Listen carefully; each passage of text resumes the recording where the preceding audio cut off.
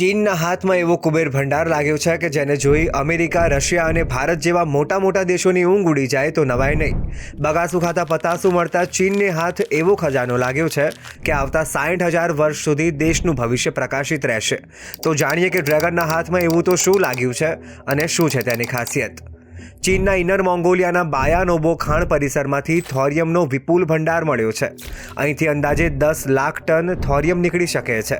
હકીકતમાં તો ત્યાં લોખંડ મેળવવા ખોદકામ કરાતું હતું, પણ લોખંડની જગ્યાએ ચીનને થોરિયમ હાથ લાગી ગયું. આ ક્ષેત્ર આમ પણ દુર્લભ ખનિજ ધરાવતો દુનિયાનો સૌથી મોટો વિસ્તાર ગણાતો હતો, જેમાં હવે થોરિયમનો પણ થપ્પો લાગી ગયો છે. હવે જેની ચર્ચા થઈ રહી છે તેવી આ થોરિયમ ધાતુમાં એવું તો શું ખાસ છે. થોરિયમ એક કિરણોત્સર્ગી ધાતુ છે. ચાંદીની જેમ સફેદ ચળકાટ ધરાવતી આ ધાતુ યુરેનિયમ કરતાં 200 ગણી વધારે ઉર્જા ઉત્પન્ન કરે છે. એટલે કે જે કામ યુરેનિયમ કરે છે એ જ કામ થોરિયમનો એટલો જ જથ્થો વાપરી 200 ગણો ફાયદો મેળવી શકાય છે.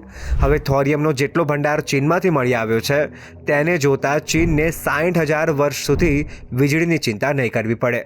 ચીને એવો પણ દાવો કર્યો છે કે ચીનના પશ્ચિમમાં શિનજિયાંગથી દક્ષિણમાં ગુઆંગડોંગ સુધીના વિસ્તારમાં થોરિયમનો સમૃદ્ધ ભંડાર ધરાવતા કુલ 233 સ્થળ છે. જો કે આ દાવામાં કેટલું સત્ય છે એ ના કહી શકાય. પશ્ચિમી દેશો, ખાસ કરીને અમેરિકા સાથેની કટ્ટર સ્પર્ધામાં પોતાનો હાથ ઉપર રાખવા માટે પણ ચીને આવો દાવો કર્યો હોય તેવું પણ બની શકે. જો થોરિયમને કેળવીને વ્યવહારિક રીતે વિકસાવવામાં આવે તો વિશ્વભરના દેશોના માથે તોળાતા ઉર્જા સંકટનો નિવેડો આવી શકે. જે દેશ સૌથી પહેલાં આ કરી દેખાડશે તે સર્વોપરી સાબિત થશે અને હાલ આ દિશામાં ચીન સૌથી મોખરે છે. હવે થોરિયમ આધારિત રિએક્ટર પર વિશ્વના ઘણા દેશો વર્ષોથી કામ કરી રહ્યા છે, જેમાં અમેરિકા, રશિયા, ભારત અને ઘણા યુરોપિયન દેશો સામેલ છે. પરંતુ હવે ચીન આ રેસમાં આગળ નીકળી ગયું છે.